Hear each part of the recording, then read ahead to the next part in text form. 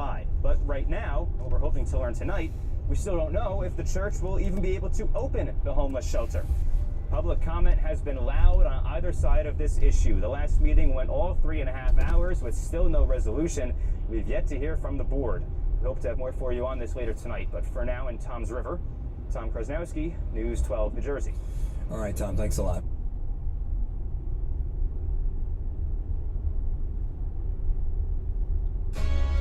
Look who's on News 12. Join us for Inside the Yankees, a show built for die-hard Yankee fans.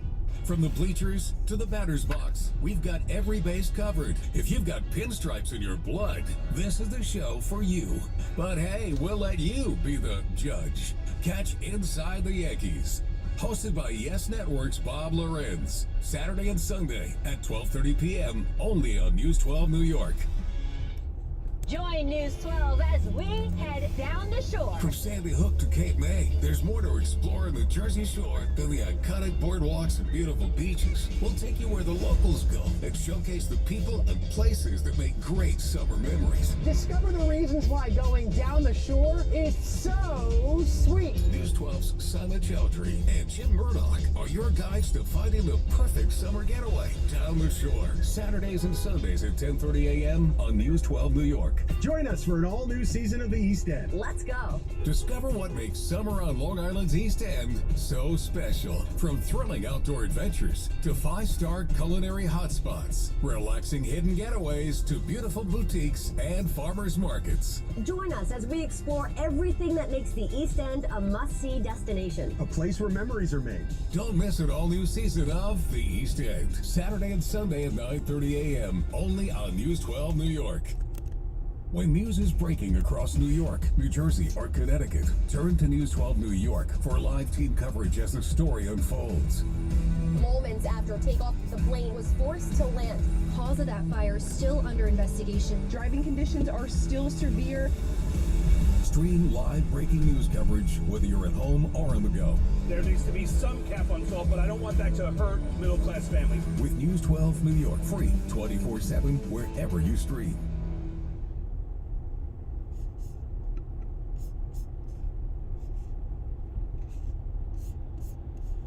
A protest is happening now in downtown Yonkers over recent ice activity in the Hudson Valley. And News 12's Melanie Palmer joins us now with the details. Melanie.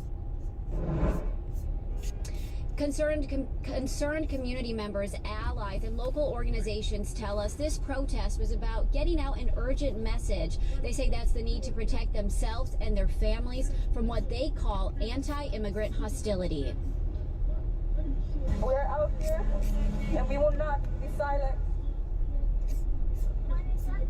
Now, they say this stems from recent ICE activity and arrests in the Hudson Valley. Protesters who were out here claim in the past few weeks there has been a presence of ICE officials at the Yonkers DMV. We have not been able to confirm those claims yet. However, ICE has previously said that it's carrying out immigration enforcement action in the area. The people who took part in this protest say it's that activity that's sparking fear for undocumented community members. It caused people to hide inside, to go back inside, to not show up to work. We're at a point that we're seeing our community members, families being torn apart. Now, Yonkers police say they have no knowledge of ICE detainments at the Yonkers DMV recently. We did reach out to the DMV and are waiting to hear back. In Yonkers of Westchester County, Melanie Palmer, News 12. Okay, Melanie, thank you for that report. And protests will be taking place throughout the Hudson Valley this weekend, aimed at President Trump and his administration. News 12's Jade Nash reports both protesters and law enforcement are getting ready. No Kings protests are taking place across the nation on Saturday. Local advocate Alan Levy explains what the gatherings are about. We're trying to change the narrative about what Trump is doing in the country. It's been 4 months of chaos and disruption. Organizers say the protests are being held as a national day of defiance and resilience. We asked people in the Hudson Valley if they're planning to attend any of them locally. Yes, to see that people come out and let him know that he's not in charge. I wouldn't go to any protest. Saturday is also Flag Day and President Donald Trump's birthday. A military parade is also set to take place that day in Washington, D.C. as well. We're going to be celebrating big on Saturday. And if there's any protest that wants to come out, they will be met with very big force. And as the nation prepares for both events to take place, we asked local law enforcement agencies how they're getting ready to handle this highly political weekend. Like anything, we kind of deal with it as it comes. We have enough assets, both technology and officers, that will be able to monitor and then decide at the time if we need to deploy additional resources. Now, for information about where No Kings protests are taking place in the Hudson Valley, please visit our website. In Yonkers, Westchester County, Jade Nash, News 12. As we turn now to an exclusive story you will see only here on 12. Ring video of a man walking up to a 3-year-old boy and ripping his chain off of his neck in Morris Heights. News 12's Jody Juliana Powell joining us live from the Digital Center with a look at that video and more details. Jody, how is that little boy doing? I sat down with Wendy Alonzo today, the mother of the 3-year-old boy who got his chain snatched from his neck in his apartment building last week. And here's that shocking video.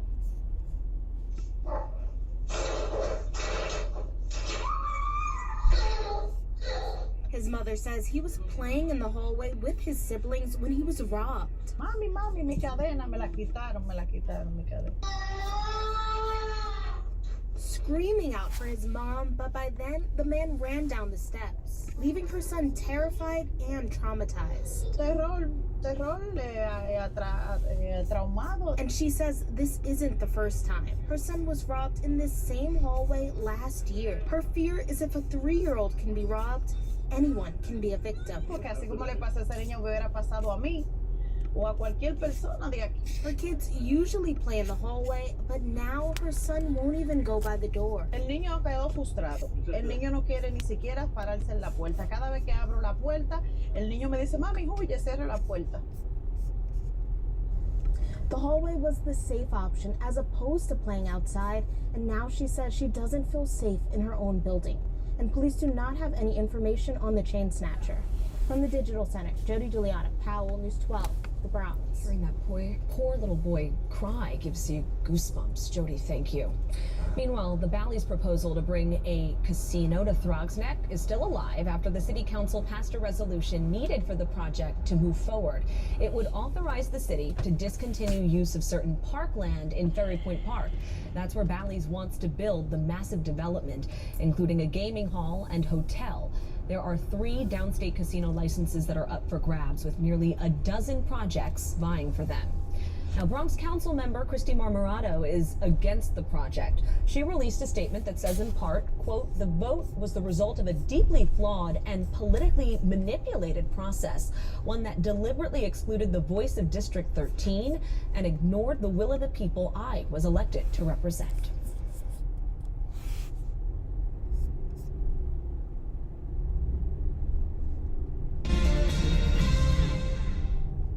This is my mother's bata, or house dress, and this was what I always saw in the house whenever we got home. Many people have a bata story, or a memory of a loved one wearing one of these dresses around the house. These are all the various batas that I've been collecting over the years. Linda Bonilla is a visual artist who loves batas. It's the uniform of life and labor and love. A staple in the Caribbean she wants to share with the world. The hope is taking this history of women and making it visual. Bonilla started the Bata Project, using the house dress to tell stories of Caribbean women, to preserve history, blend cultures. So you see the city landscapes, you see the Empire State Building, along with the Tropicalia. Art with a narrative, gathering batas with backstories from all over and bringing them to the Bronx. My goal is to create a visual anthology of all these collective, beautiful stories and building it in a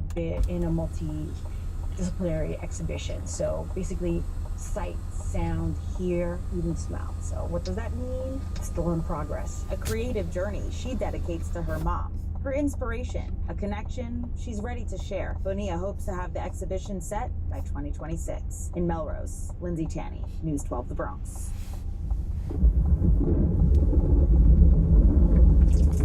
For Thunderbolt 12, Real-time, street-level weather updates. Looking at this damage, this is a possible tornado on the ground. The skies have opened, a preview of what we can expect. We'll be in Thunderbolt 12, keeping you safe throughout the storm. On the road for your safety. Trust Ford Thunderbolt 12.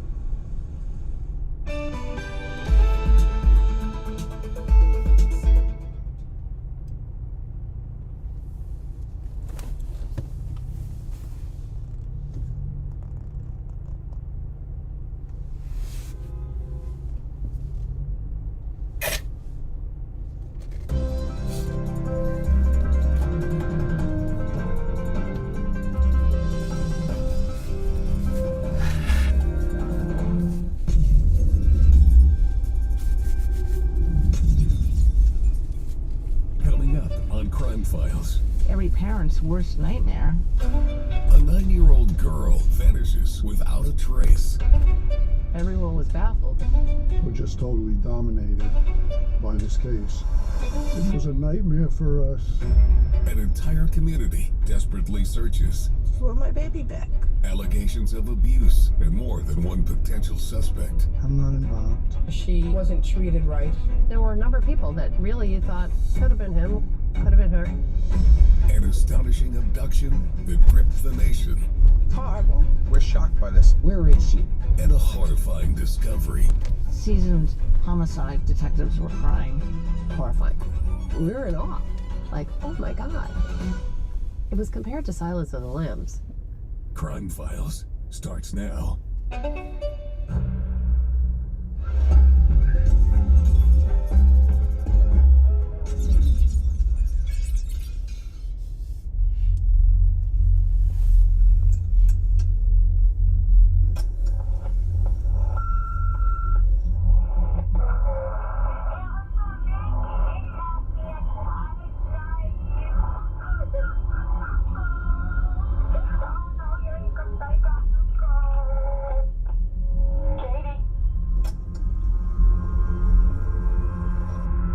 December 28th, 1992. A quiet, suburban South Shore community is shaken by the sudden disappearance of Katie Beers. She's 9 years old, has a mom and a half-brother, and by all accounts is just an adorable little American girl. 2 days before her 10th birthday, Katie is reported missing and leaves an alarming message for her godmother. She was on the answer machine hysterical that somebody was trying to kidnap her with a knife. And all of a sudden she's crying. She goes, oh my God. She goes, here he is. And that's when the dial tone came on. My name is Dominic Verone. I retired after 40 years on the Suffolk County Police Department. December 28, 1992, I was a detective lieutenant. I received a phone call. There was apparently an abduction of a 9-year-old child, and they wanted to mobilize the kidnap investigation team. Police are now following leads in the case and analyzing the taped message that Katie left on her godmother's answering machine. We were just waiting by the phone for word from the police. I keep wondering every time somebody knocks on the door if it'll be Katie. I just want it back. It's just after Christmas, and News 12's assignment desk is alerted that Katie Beers is missing. This prompts wall-to-wall news coverage of people searching for this little girl. Police say they're sticking to more conventional methods, using roadblocks to question drivers in the area. Clearly, we are pulling out all the stops on this one. Everybody just keep looking. Where is she? How could a 10-year-old girl disappear without a trace? The Beers moved to this Mastic Beach home just over a year ago. I was a reporter for News 12 Long Island during the Katie Beers ordeal. Everyone was baffled. Police were baffled. We were baffled. Baffled not just because of her disappearance, but also the bizarre circumstances surrounding her home life. Since she was a toddler, Katie rarely stays with her mother, Marilyn, a cab driver who works long hours. She predominantly stays with her godmother, Linda Ingaleri, who is married to Sal. Marilyn was the one that did all the work under the guise that Linda and Sal were going to help raise Katie. The godmother, Linda, is a diabetic, has one leg, and is confined to a wheelchair. Once Katie is missing, she often invites the media into her home. Linda Ingaleri's house seemed to be a gathering place. Quite often, it was a total zoo. Chain smoking, talking, I didn't do anything. She would play a song all the time that Katie loved, from Aladdin, A Whole New World. And that would be like blaring. So yeah, it was kind of strange. Reporters are meeting with people closest to Katie and chasing every lead. This one was hard to put out of your head. And I think it pulled on the heartstrings, I think, of a lot of people. In the days before her disappearance, Katie spends the weekend at the home of Sal and Linda. They throw her a 10th birthday party. Then, on Monday, she's allowed to go to an indoor amusement park with a family friend, 44-year-old John Esposito. He is the last person she's seen with and questioned by police within the first 24 hours. John Esposito tells us that he took Katie Beers to Spaceplex, and after being there for a while, he'd lost her. And he goes to Spaceplex employees to tell them that he can't find this 9-year-old child. He basically told us that she wandered away from him and he had been looking for her and he hadn't found her. It's just hard to believe that anyone could get a child out of Spaceplex against their will. There's too much security. You know, we're shocked by this. The Spaceplex, where she was last seen, it started to not make sense. No one saw her there. No one saw her there at all. Where was she? And why were there no clues? And why had no one seen her? It was an investigative nightmare. The theory is Katie could have been kidnapped by the last person she was with, and that's John Esposito. Katie's brother John says he has his doubts about John Esposito. The brother did not have nice things to say about John. Did you ever have any problems with him? Yeah, but I don't want to discuss it. Esposito does have a criminal past involving the attempted abduction of a boy over a decade prior. But when police search his home, they find nothing. Suffolk Police Commissioner Peter Cosgrove tells News 12 it appears the search of the Esposito house was a bust, providing no significant clues to Katie Beers' whereabouts. I just want to do everything I can to find her. I'm not involved. Nothing at the time that indicated there was anything afoul. The scope of the investigation is not any narrower than when we initially began. If anything, it may be broader. Within days, reporters and law enforcement are noticing red flags around Katie's daily life with the Ingaleris. I met somebody at a laundromat, oddly enough, who had said, oh yeah, they all knew Katie. Katie would be doing the family's laundry. Her family used to send her to get things all the time at 10 o'clock at night, 6 o'clock in the morning. She was here before we opened, doing the laundry at the laundromat. You're talking about a little kid out by herself. Investigators say the Ingaleris treated Katie like an indentured servant. She would have to do chores and face abuse if they weren't done. She took care of adults. She did chores, washed clothes, bought cigarettes. She had a Cinderella-like life. Whether you've been abducted or ran away, I hope to see you again someday. Katie, I hope you're safe and please come home. Katie is chronically absent from school, and when she does go, she's often sent home for hygiene issues like lice. The neighborhood kids even start referring to her as Dirty Katie, and Suffolk County Child Protective Services had been called about her more than once. She was abused in many ways, psychologically, physically. As police continue their search for Katie Beers, there are new suspicions and accusations about some of the people involved in her life. There were a number of people that really thought, oh yeah, could have been him, could have been her. I think at every point, some of the main characters were a suspect.